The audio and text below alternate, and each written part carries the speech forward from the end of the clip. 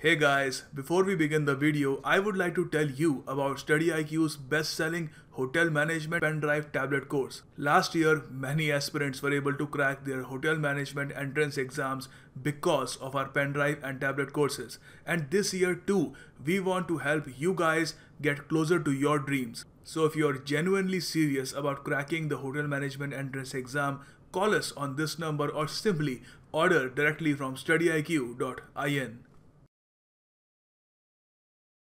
So guys, in this video, we will be discussing a lot of important terminologies.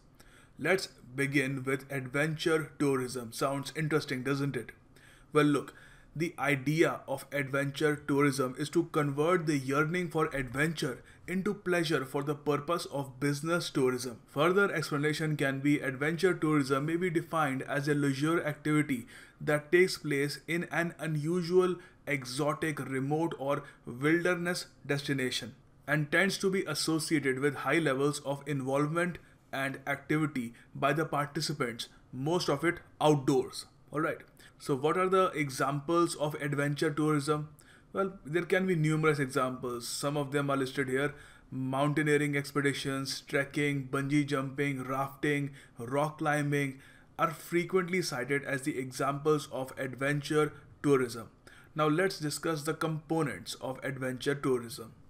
According to the US-based Adventure Travel Trade Association, adventure travel may be any tourist activity that includes the following three components: a physical activity, a cultural exchange, and connection with nature.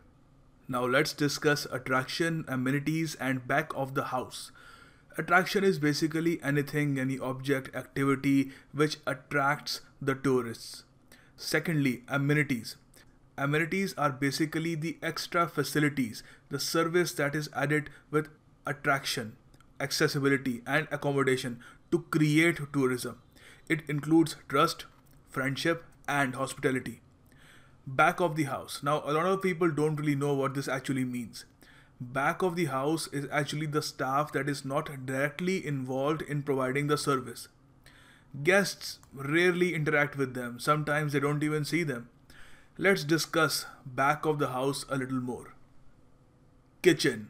Kitchen is usually the largest part of any back of the house and can be divided into smaller sections such as area for food storage, food preparation, cooking lines, holding lines, dishwashing, and of course sanitation areas. Other than that, the office, the administrative aspect as well.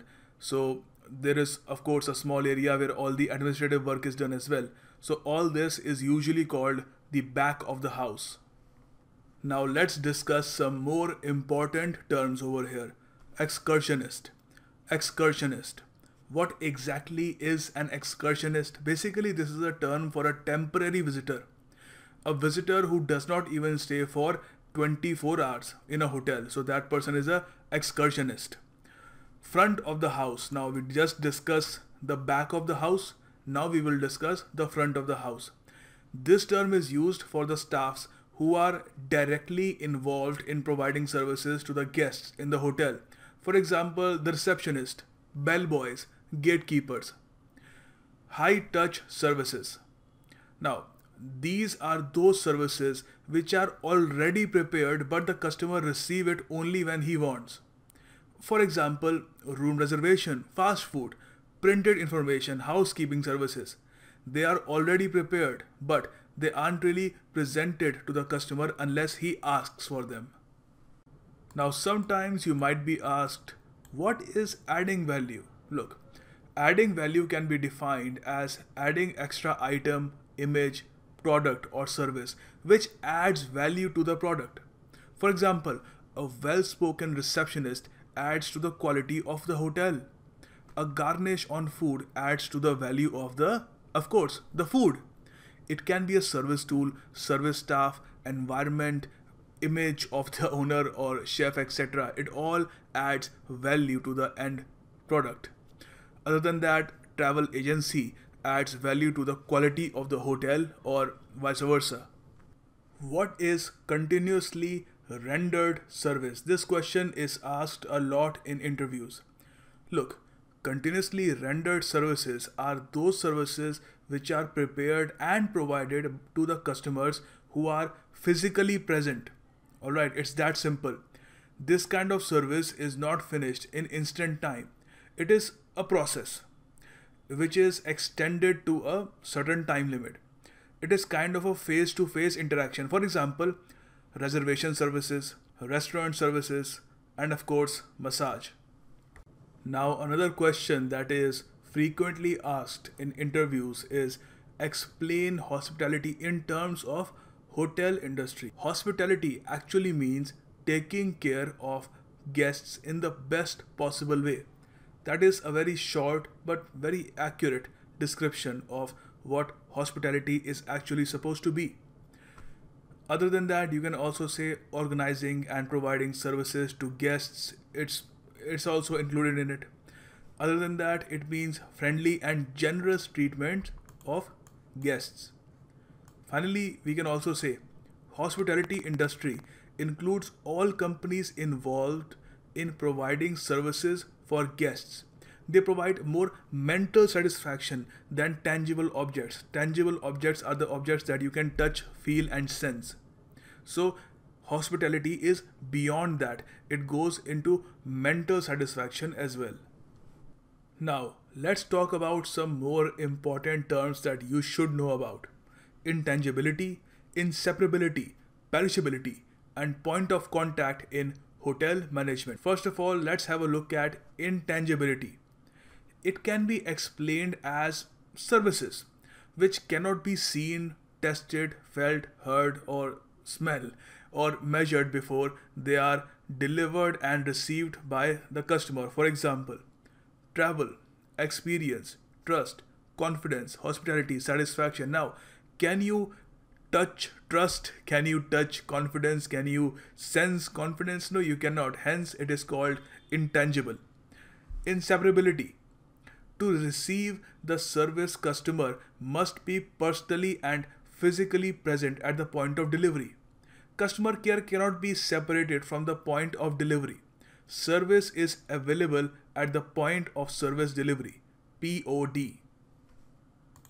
Perishability. Perishable services are those services which cannot be stored. Unused service of a particular day cannot be sold next day or in advance. So, of course, that is why they are called perishable services, because they tend to perish after a certain time. Other than that, point of contact, place, item, product, staff, service, customer contact to receive the service. Now, what is product formation, service brigade, and the moment of truth? Let's discuss product formation first.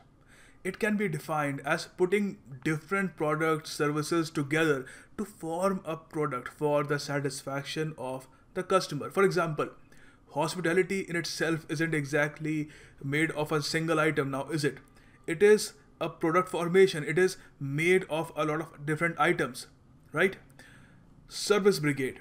Basically, it is a team of staffs involved in providing service. Alright, so that is your service brigade. The moment of truth. No, this is not a game show. Look, it is the actual time when the customer interacts with service staff. It is the moment of contact when no management has control. It is the motivation, skill, tools of the service and expectation, behavior, expectation of the customer determines the quality of the service. Now here is a very important and interesting question. What is the difference between sunlust and wanderlust in the hotel industry, of course? Look, wanderlust and sunlust are both the factors of motivation that create the desire in people to travel. Let me elaborate. There is not a lot of difference between wanderlust and sunlust. Sunlust can be defined as traveling in search of sunshine, adventure, activities, outdoor activities. I will elaborate this further. Wanderlust is the desire to travel far away and too many different places to explore those places. Now, allow me to just elaborate this. It's quite interesting, isn't it? Wanderlust is described as a desire to exchange the known for the unknown. People's motive to travel is to go from the familiar environment to unfamiliar. It's all about testing yourself, to leave things, to go to places, to see different places, people, culture, or architecture of the past. This also involves seeing current fashions, music, attending seminars, etc. Their leading force to travel is curiosity. They are curious people. This type of tour is related to culture tour and is of the short term. Sunlust lovers are the adventure travelers. Their activities are conducted outdoor. They are mostly young tourists who prefer to take part in sport, trekking, rafting, mountaineering, etc. Most popularly, they are the people who enjoy sea beaches, spas. The duration of their travel is of the long term as compared to the wanderlust, which was of the shorter term. Now let's talk about variability and village tourism. Variability. Look, it's a very simple concept. Services are highly variable. Let me explain. The quality of service depends upon how, when and where and who provides them. Each time, customer receives different levels of satisfaction from the same level of service. Same food gives different taste to different people. Now, village tourism, it's actually flourishing a lot in India and other subcontinent countries. To utilize village and villagers for the purpose of tourism. Tourism managed and operated by villagers for the villagers. Now here we have another interesting question. How hotels can be classified?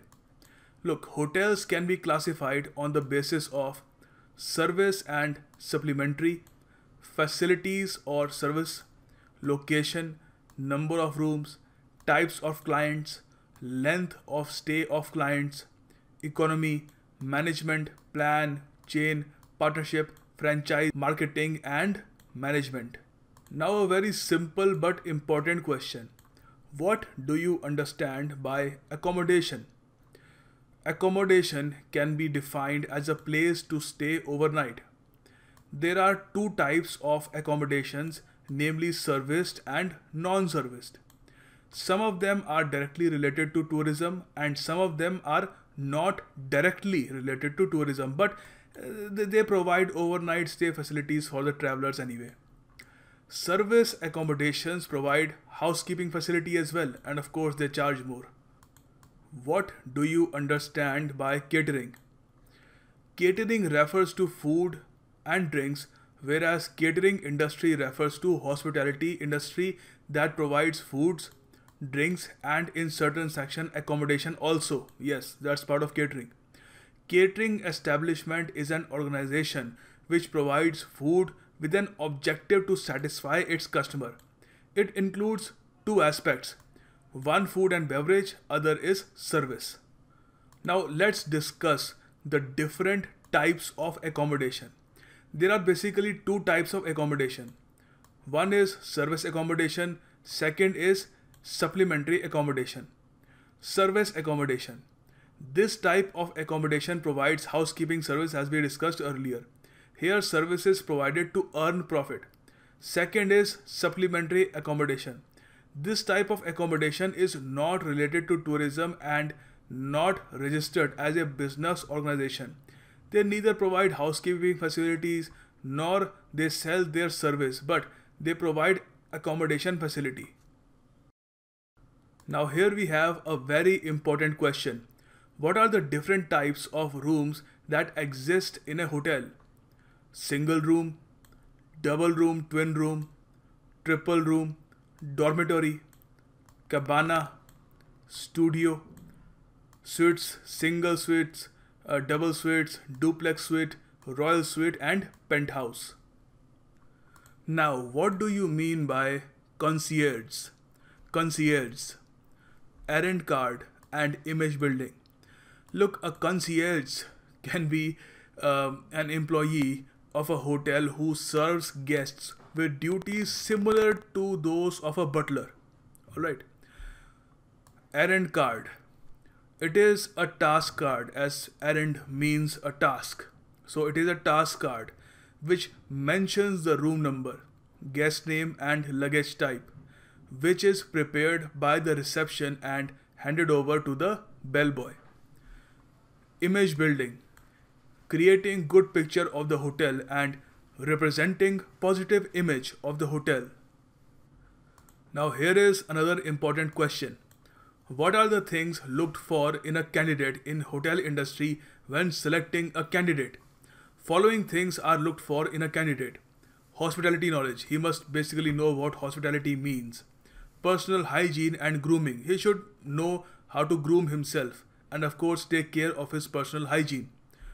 Physical attributes. Of course, he must be physically fit or at least look physically fit. Work-related attributes. Social skills. Customer friendliness. All these things are essential. Now explain the terms chef, nutritive, proteins and contaminated food. Sounds simple, but it's important that you know how to explain it. Chef. Chef is a person who is in charge of preparing food in a restaurant or a hotel. Nutritive. That food is necessary for the growth. Nutritive food plays a very important role in hotel industry. Proteins. Protein, it is that food which is necessary for growth, maintenance and to repair the body. Contaminated food. Any kind of food that is infected by bacteria, toxin, chemical substance and poison is created. Now this is the end of part 1. Part 2 will be brought to you very soon. Thank you for watching.